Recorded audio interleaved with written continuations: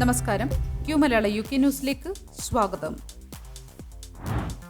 UK-യിലേക്കുള്ള എല്ലാ വിഭാഗം വിസകളുടെയും ഫീസ് അടുത്ത മാസം ഉയരും.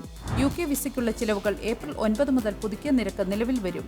ജോലി, പഠനം, സന്ദർശനം എന്നിവ ഉൾപ്പെടെയുള്ള വിവിധ വിഭാഗങ്ങളെയും നിരക്ക് വർധനവ് ബാധിക്കും. ഇതുകൂടാതെ തൊഴിലുടമകൾക്കുള്ള നാച്ചുറലൈസേഷൻ ഫീസും സ്പോൺസർഷിപ്പ് ഫീസും ഹോം ഓഫീസ് കൂട്ടി. 6 മാസം വരെയുള്ള വിസിറ്റിംഗ് വിസകൾക്ക് പുതിയ ഫീസ് £127 നേരത്തെ ഇത് £115 മലയാളികളിൽ പലരും മാതാപിതാക്കളെ UK-യിലേക്ക് കൊണ്ടുവരാൻ സന്ദർശന വിസയാണ് ഉപയോഗിക്കുന്നത്. അതുകൊണ്ട് തന്നെ ഈ വിഭാഗത്തിലെ വർധനവ് മലയാളികളെ ബാധിക്കും. പുതുക്കിയ ഫീസ് £475. നിലവിലെ ഫീസ് £432 5 വർഷം വരെയും 10 വർഷം വരെയുള്ള സന്ദർശക വിസകളിലും നിലവിലെ ഫീസിൽ നിന്ന് വർധനവ് വരുത്തിയിട്ടുണ്ട്. ഇമിഗ്രേഷൻ സംവിധാനത്തിലെ ചെലവ് കുറയ്ക്കാനാണ് ഈ മാറ്റമെന്നാണ് ഹോം ഓഫീസ് പറയുന്നത്. ഫീസ് വർധന ഒഴിവാക്കാൻ ഏപ്രിൽ 9 മുമ്പ് അപേക്ഷിക്കാം. £14 ബില്യൺ ചെലവ് ചുരുക്കലുമായി ചാൻസലറുടെ സ്പ്രിംഗ് സ്റ്റേറ്റ്മെന്റ്. ചാൻസലർ റേച്ചൽ റീവ്സിന്റെ സ്പ്രിംഗ് സ്റ്റേറ്റ്മെന്റ് പാർലമെന്റിൽ അവതരിപ്പിച്ചു. നേരത്തെ നൽകിയ സൂചനകൾക്കനുസരിച്ച് മിനിമം വേതനം വർദ്ധിപ്പിച്ചും ബെനിഫിറ്റുകൾ വെട്ടിക്കുറച്ചുമുള്ള ബജറ്റ് വീടുകൾ വാങ്ങാൻ ഉദ്ദേശിക്കുന്നവർക്ക് തിരിച്ചടി നൽകുന്നു ഇത്. നാഷണൽ വേജസിൽ 6.7% വർധനവുണ്ടായപ്പോൾ സ്റ്റാമ്പ് ഡ്യൂട്ടി ചുമത്തുന്ന വീട് വിലയുടെ പകുതി £1.25 ലക്ഷം കുറച്ചു. 5 മാസം മുൻപ് സ്വയം തീരുമാനിച്ച സാമ്പത്തിക നയങ്ങൾ തിരുത്തേണ്ടി വരുന്ന സാഹചര്യം ഒഴിവാക്കാനാണ് £14 ബില്യൺ ചെലവ് ചുരുക്കൽ നടപ്പാക്കുന്നത്. എന്നാൽ കാര്യങ്ങൾ ഇതിൽ അവസാനിക്കില്ലെന്നും നിലവിലെ പൊതു ഖജനാവിന്റെ ദുരവസ്ഥ വെച്ച് നോക്കിയാൽ ഓട്ടം സീസണിൽ പുതിയ നികുതി വർധനവാണ് നേരിടേണ്ടി വരികയെന്നതുമാണ് സാമ്പത്തിക വിദഗ്ധരുടെ മുന്നറിയിപ്പ്. അടുത്ത ആഴ്ച മുതൽ ബ്രിട്ടനിലെ ലക്ഷക്കണക്കിന് തൊഴിലാളികൾക്ക് അവരുടെ വരുമാനത്തിൽ പ്രതിവർഷം £1,400 വർധനവുണ്ടാകും. ഒക്ടോബറിലെ ബജറ്റിൽ പരാമർശിച്ചിരുന്നതുപോലെ ഏപ്രിൽ 1 മുതൽ നാഷണൽ ലിവിംഗ് വേജസിൽ 6.7% വർധനവുണ്ടായിരിക്കുമെന്ന് ഇന്നലെ പാർലമെന്റിൽ ഇടക്കാല ബജറ്റ് അവതരിപ്പിക്കുന്നതിനിടെ റേച്ചൽ റീവ്സ് സ്ഥിരീകരിച്ചു. ഇത് ഏകദേശം 30 ലക്ഷത്തോളം പേർക്ക് പ്രയോജനകരമാകും. മിനിമം വേതനം നിലവിലെ £11.44 നിന്നും 6.7% വർദ്ധിച്ച് മണിക്കൂറിൽ £12.21 ഉയരുന്നത്. ആളുകളെ തൊഴിലിലേക്ക് മടക്കിക്കൊണ്ടുവരുന്നതിനായി സർക്കാർ £1 ബില്യൺ ചെലവാക്കുമെന്ന് തന്റെ സ്പ്രിംഗ് സ്റ്റേറ്റ്മെന്റിൽ റേച്ചൽ റീവ്സ് പറഞ്ഞു. അതേസമയം സർക്കാർ പദ്ധതികൾക്കായി ഉദ്ദേശിച്ചത്ര പണം ലഭ്യമാകില്ലെന്ന OBRന്റെ അറിയിപ്പിനെ തുടർന്ന് ക്ഷേമ പദ്ധതികൾ സർക്കാർ വീണ്ടും വെട്ടിച്ചുരുക്കിയേക്കും. ഇംഗ്ലണ്ടിനും വെയിൽസിനും വേണ്ടിയുള്ള പുതിയ അസിസ്റ്റഡ് ഡൈയിങ് നിയമം പൂർണ്ണമായി ഉടൻ നടപ്പിലാക്കില്ലെന്ന റിപ്പോർട്ടുകൾ പുറത്തുവന്നു. ബിൽ പാർലമെന്റിന്റെ പരിശോധനയ്ക്ക് വിധേയമാക്കിയപ്പോൾ കൂടുതൽ സുരക്ഷാ മാനദണ്ഡങ്ങൾ ഉൾപ്പെടുത്തുന്നതിന്റെ ഭാഗമായാണ് കാലതാമസം നേരിടുന്നത്. ബിൽ നടപ്പിലാക്കാൻ ഏകദേശം 4 വർഷം വരെ എടുക്കാമെന്നാണ് നിയമവിദഗ്ധർ അഭിപ്രായപ്പെടുന്നത്. ബിൽ നടപ്പിലാക്കുന്നതിന് കൂടുതൽ കാലതാമസം എടുക്കുന്നത് അസിസ്റ്റഡ് ഡൈയിങ് നിയമത്തെ അനുകൂലിക്കുന്നവർക്ക് കടുത്ത വിമർശനമാണ് ഉയർത്തിയത്. നിയമത്തിൽ ഒപ്പുവെച്ച് 2 വർഷത്തിനുള്ളിൽ മരിക്കാനുള്ള സഹായം ലഭ്യമാക്കണമെന്ന് ബില്ലുകളെ പിന്തുണയ്ക്കുന്നവർ മുൻപ് വ്യക്തമാക്കിയിരുന്നു. ബില്ല് അവതരിപ്പിച്ച ലേബർ പാർട്ടി MPയായ കിം ലീഡ്ബീറ്റർ ഈ കാലയളവിനെ ബില്ലിനെ കൂടുതൽ കുറ്റമറ്റതാക്കാൻ ഉചിതമാണെന്ന അഭിപ്രായമാണ് പ്രകടിപ്പിച്ചത്. 6 മാസത്തിനുള്ളിൽ മരിക്കാൻ സാധ്യതയുണ്ടെന്ന് 2 ഡോക്ടർമാരും ഒരു ഹൈക്കോടതി ജഡ്ജിയും പരിശോധിച്ച് ബോധ്യപ്പെടുന്ന മാരക രോഗമുള്ള വ്യക്തികൾക്ക് അസിസ്റ്റഡ് ബില്ലിലൂടെ ജീവിതം അവസാനിപ്പിക്കാൻ അനുവദിക്കാവുന്നതാണ് ബില്ല്.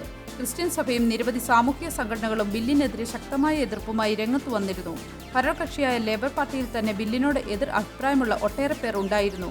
ഭരണപക്ഷമായ ലേബർ പാർട്ടിയിൽ നിന്ന് 234 പേർ ബില്ലിനെ അനുകൂലിച്ചപ്പോൾ 147 പേർ എതിർത്ത് വോട്ട് ചെയ്തു. മുഖ്യ പ്രതിപക്ഷമായ കൺസർവേറ്റീവ് പാർട്ടിയിലെ 23 പേർ ബില്ലിനെ അനുകൂലിച്ചപ്പോൾ 92 പേർ ബില്ലിന് എതിരായാണ് വോട്ട് ചെയ്തത്. ആരാധകരെ ആവേശക്കൊടുമുടി കയറ്റി എമ്പുരാൻ പ്രദർശനം ആരംഭിച്ചു. പ്രേക്ഷകർ ആകാംക്ഷയോടെ കാത്തിരുന്ന എമ്പുരാൻ കേരളത്തിലെ തിയേറ്ററുകൾക്കൊപ്പം ലണ്ടനിലുമെത്തി. ആദ്യ പ്രദർശനം തുടങ്ങുന്നതിന് മുൻപ് തന്നെ ആരാധകരെ കൊണ്ട് ലണ്ടനിലെ സിനിവേൾഡ് തിയേറ്റർ നിറഞ്ഞു. UK സമയം പുലർച്ചെ 12:30 ആദ്യ പ്രദർശനം ആരംഭിക്കുമെന്ന് പറഞ്ഞിരുന്നെങ്കിലും 1.5 മണിക്കൂർ വൈകിയാണ് ഷോ തുടങ്ങിയത്. കഴിഞ്ഞ ദിവസം രാത്രി 7:10 ആരംഭിച്ച ലൂസിഫർ റിലീസ് ഷോ കണ്ടിട്ട് പ്രീമിയർ ഷോ കാണാനെത്തിയ മോഹൻലാൽ ഫാൻസുകാരും തിയേറ്ററിനുള്ളിൽ ഉണ്ടായിരുന്നു. എമ്പുരാന്റെ സ്റ്റൈലിൽ കറുത്ത വേഷം ധരിച്ചാണ് UK-യുടെ വിവിധ ഭാഗങ്ങളിൽ നിന്നും നിരവധി ആരാധകർ ലണ്ടനിലെ ഇൽഫോർഡിലുള്ള തിയേറ്ററിലെത്തിയത്. UK-യിൽ മാത്രം റിലീസ് ദിനമായ ഇന്ന് 246-ൽ പരം തിയേറ്ററുകളിലായി 1200-ൽ പരം ഷോകളാണ് മലയാളം, തമിഴ്, ഹിന്ദി, തെലുങ്ക് ഭാഷകളിലായി പ്രദർശിപ്പിക്കുന്നത്. ഇതിൽ ചില തിയേറ്ററുകളിൽ 25 ഷോകൾ വരെ നടത്തുന്നുണ്ട്. മലയാളത്തിലെ ഏറ്റവും മുതൽമുടക്കുള്ള സിനിമകളിലൊന്നായി എമ്പുരാൻ പാൻ ഇന്ത്യൻ റിലീസായാണ് എത്തുന്നത്. UK-യുടെയും യൂറോപ്പിന്റെയും മലയാള സിനിമാ ചരിത്രത്തിൽ ആദ്യമായാണ് ഒരു മലയാള സിനിമയ്ക്ക് ഇത്രത്തോളം ആവേശകരമായ സ്വീകരണം ഉണ്ടാകുന്നതെന്ന് റൊണാൾഡ് തോണ്ടിക്കൽ പറഞ്ഞു. Belfast, Edinburgh, Ipswich, LSQ, Sheffield എന്നിവിടങ്ങളിലെ സിനിവേൾഡ് തിയേറ്ററുകളിലും ഗ്രീൻവിച്ച്, ലിവർപൂൾ, ട്രെഫോർഡ് എന്നിവിടങ്ങളിലെ ഓഡിയോൺ തിയേറ്ററുകളിലും എമ്പുരാന്റെ ഐമാക്സ് പ്രദർശനമുണ്ടാകും. ലീഡ്സ്, മാഞ്ചസ്റ്റർ എന്നിവിടങ്ങളിലെ VUEയിലും കേംബ്രിഡ്ജിലെ ദി ലൈറ്റിലും ഐമാക്സ് പ്രദർശനം ഒരുക്കിയിട്ടുണ്ട്. ട്രംപിന്റെ വോക്ക് കൾച്ചർ വിരുദ്ധ യുദ്ധത്തിനെതിരെ ലോക സിനിമാ പ്രവർത്തകർ. പ്രസിഡന്റ് ട്രംപിന്റെ വോക്ക് ആശയങ്ങൾക്കെതിരെ ലോകമെമ്പാടുമുള്ള സിനിമാ പ്രവർത്തകർ ശക്തമായി പ്രതികരിക്കുന്നു. വൈവിധ്യം പ്രോത്സാഹിപ്പിക്കുന്ന പദ്ധതികൾ പിൻവലിച്ചതോടുകൂടിയാണ് സിനിമാ പ്രവർത്തകർ ശക്തമായി പ്രതികരിച്ചത്. ട്രംപ് ഭരണകൂടം ഫെഡറൽ DEI പദ്ധതികൾ അവസാനിപ്പിക്കുകയും സ്വകാര്യ മേഖലകളിലും ഇതേ നയം നടപ്പിലാക്കാൻ ശ്രമിക്കുകയും ചെയ്തു. കാൻ, ബെർലിൻ തുടങ്ങിയ ഫിലിം ഫെസ്റ്റിവൽ തദ്ദേശീയർ, കറുത്ത വർഗ്ഗക്കാർ എന്നിവരുടെ കഥകൾ പ്രദർശിപ്പിക്കാൻ കൂടുതൽ അവസരങ്ങൾ നൽകുന്നു. നെറ്റ്ഫ്ലിക്സ്, BBC തുടങ്ങിയ സ്വതന്ത്ര സ്റ്റുഡിയോകളും സ്ട്രീമിംഗ് പ്ലാറ്റ്ഫോമുകളും വൈവിധ്യമുള്ള ഉള്ളടക്കങ്ങൾക്കായി ഫണ്ടിംഗ് വർദ്ധിപ്പിച്ചിട്ടുണ്ട്. റെപ്രസെന്റേഷൻ മാറ്റേഴ്സ് പോലുള്ള പ്രസ്ഥാനങ്ങൾ ആഗോളതലത്തിൽ പിന്തുണ തേടുന്നു. ട്രംപിന്റെ നയങ്ങൾ വിദേശ വ്യവസായങ്ങളെ നേരിട്ട് ബാധിക്കുന്നില്ലെങ്കിലും സിനിമയുടെ ആഗോള സ്വാധീനം കാരണം അവ പ്രതിഫലിക്കും. കലയ്ക്ക് രാഷ്ട്രീയ നയങ്ങളെ മറികടക്കാൻ കഴിയുമെന്ന വിശ്വാസത്തോടെയാണ് അവർ പോരാടുന്നത്. ഹർഷിത ബ്രെല്ലയുടെ ഭർത്താവ് പങ്കജ് ലാംബെ ഇന്ത്യയിലുണ്ടെന്ന് ഇന്ത്യൻ അധികൃതർ സ്ഥിരീകരിച്ചു. ഹർഷിത ബ്രെല്ല എന്ന 24 വയസ്സുള്ള യുവതിയെ കഴിഞ്ഞ വർഷം നവംബർ 14 ലണ്ടനിലെ ഇൽഫോർഡിൽ ഒരു കാറിന്റെ ബൂട്ടിൽ മരിച്ച നിലയിൽ കണ്ടെത്തിയിരുന്നു. മരണത്തിന് ഉത്തരവാദിയെന്ന് സംശയിക്കുന്ന പങ്കജ് ലാംബ കൊലപാതകത്തിന് ശേഷം UK-യിൽ നിന്ന് ഇന്ത്യയിലേക്ക് രക്ഷപ്പെട്ടതായി കരുതപ്പെടുന്നു. നോർത്താംപ്ടൺഷെയർ പോലീസിന്റെ അന്വേഷണത്തിൽ ഹർഷിത ബ്രെല്ല നവംബർ 10 കോർബിൽ ശ്വാസം മുട്ടിച്ച് കൊല്ലപ്പെടുത്തിയ ശേഷം അവരുടെ ശരീരം കാറിൽ ഇൽഫോർഡിലേക്ക് കൊണ്ടുപോയതായി സംശയിക്കുന്നു. പങ്കജ് ഇപ്പോൾ ഇന്ത്യയിലുണ്ടെന്നും കൃത്യമായ സ്ഥലം കണ്ടെത്താൻ കഴിഞ്ഞിട്ടില്ല എന്നും ഇന്ത്യൻ അധികൃതർ ഡൽഹി ഹൈക്കോടതിയിൽ വെളിപ്പെടുത്തി. 2 ഫോണുകൾ ട്രാക്ക് ചെയ്യുന്നതിനൊപ്പം വിമാനത്താവളങ്ങളിൽ അലർട്ടും നൽകിയിട്ടുണ്ട്. ഹർഷിതയുടെ സഹോദരി സോണിയ ദാബാസ് അന്വേഷണത്തിന്റെ പുരോഗതിയിൽ അതൃപ്തി പ്രകടിപ്പിക്കുകയും ഇന്ത്യൻ സെൻട്രൽ ബ്യൂറോ ഓഫ് ഇൻവെസ്റ്റിഗേഷന് കേസ് കൈമാറണമെന്നും ആവശ്യപ്പെട്ടിട്ടുണ്ട്. US-ന് പുറത്ത് നിർമ്മിക്കുന്ന എല്ലാ കാറുകൾക്കും 25% തീരുവ ചുമത്തുമെന്ന് ട്രംപ് പ്രഖ്യാപിച്ചു. ഈ നടപടി ഏപ്രിൽ 2 മുതൽ പ്രാബല്യത്തിൽ വരും. US-ൽ നിർമ്മിക്കാത്ത കാറുകൾക്കും അവയുടെ ഭാഗങ്ങൾക്കും ഈ 25% തീരുവ ബാധകമാകും.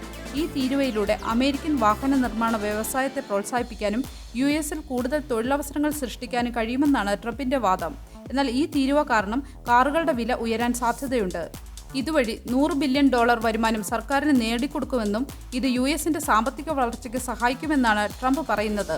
പക്ഷേ ഈ തീരുവയ്ക്കെതിരെ കാനഡയും യൂറോപ്യൻ യൂണിയനും പ്രതിഷേധം അറിയിച്ചിട്ടുണ്ട്. ഈ നയം ഒരു ആഗോള വ്യാപാര യുദ്ധത്തിന് കാരണമായേക്കാമെന്ന് സാമ്പത്തിക വിദഗ്ധർ മുന്നറിയിപ്പ് നൽകുന്നു. ലണ്ടനിൽ ബൈക്കുകളും സ്കൂട്ടറുകളും മൂലമുണ്ടായ തീപിടുത്തങ്ങൾ 3 വർഷത്തിനുള്ളിൽ ഇരട്ടിയായതായി പഠനങ്ങൾ. 2022 മുതൽ 2024 വരെയുള്ള കാലയളവിൽ ഈ വാഹനങ്ങൾ തീപിടിക്കുന്നതുമായി ബന്ധപ്പെട്ട് 120 പേർക്ക് പരിക്കേറ്റതായും 3 പേർ മരിച്ചതായും രേഖപ്പെടുത്തിയിട്ടുണ്ട്. ഈ കണക്കുകൾ ലണ്ടനിലെ ഏറ്റവും ഉയർന്നതാണെന്ന് അന്വേഷണം ചൂണ്ടിക്കാട്ടുന്നു. ഇത്തരം വാഹനങ്ങളിൽ ഉപയോഗിക്കുന്ന ലിഥിയം അയൺ ബാറ്ററികൾ അമിതമായി ചൂടാകുമ്പോൾ ശക്തമായ തീപിടുത്തങ്ങൾക്ക് കാരണമാകുന്നു. ഇത് വിഷലിപ്തമായ പുകയുണ്ടാക്കുകയും ഗുരുതരമായ പൊള്ളലേൽപ്പിക്കുകയും ചെയ്യുന്നു. 2022-ൽ 141 തീപിടുത്തങ്ങൾ റിപ്പോർട്ട് ചെയ്തപ്പോൾ 2023-ൽ ഇത് 229 ഉയർന്നു. ഇതിന്റെ ഫലമായി London mayor Sadiq Khan tube, Overground, Elizabeth line തുടങ്ങിയ പൊതുഗതാഗത സംവിധാനങ്ങൾ ബൈക്കുകൾ നിരോധിച്ചു. ഈ തീപിടുത്തങ്ങൾക്ക് പ്രധാന കാരണം ഓൺലൈനിൽ നിന്ന് വാങ്ങുന്ന തരം താഴ്ന്ന ബാറ്ററികളും ചാർജറുകളുമാണെന്ന് കണ്ടെത്തിയിട്ടുണ്ട്. ഇത്തരം സംഭവങ്ങൾ തടയാൻ സുരക്ഷിതമായ ചാർജിംഗ് രീതികൾ പിന്തുടരുന്നതിനും ഗുണനിലവാരമുള്ള ഉൽപ്പന്നങ്ങൾ മാത്രം വാങ്ങാനും ലണ്ടൻ ഫയർ ബ്രിഗേഡ് ജനങ്ങളോട് ആവശ്യപ്പെടുന്നു. ഈ പ്രശ്നം പരിഹരിക്കാൻ പുതിയ നിയമങ്ങൾ ആവശ്യമാണെന്ന് ദേശീയ ഫയർ ചീഫ്സ് കൗൺസിൽ ആവശ്യപ്പെട്ടു. ഉൽപ്പന്നങ്ങൾ വിൽക്കുന്നതിന് മുൻപ് സുരക്ഷാ പരിശോധന നിർബന്ധമാക്കണമെന്നും ആവശ്യപ്പെട്ടിട്ടുണ്ട്. ഒരു നല്ല ദിവസം ആശംസിച്ചുകൊണ്ട് ഈ വാർത്താ ബുള്ളറ്റിൻ പൂർണ്ണമാകുന്നു. ചാനൽ ലൈക്കും സബ്സ്ക്രൈബും ചെയ്ത് പ്രോത്സാഹിപ്പിക്കണം.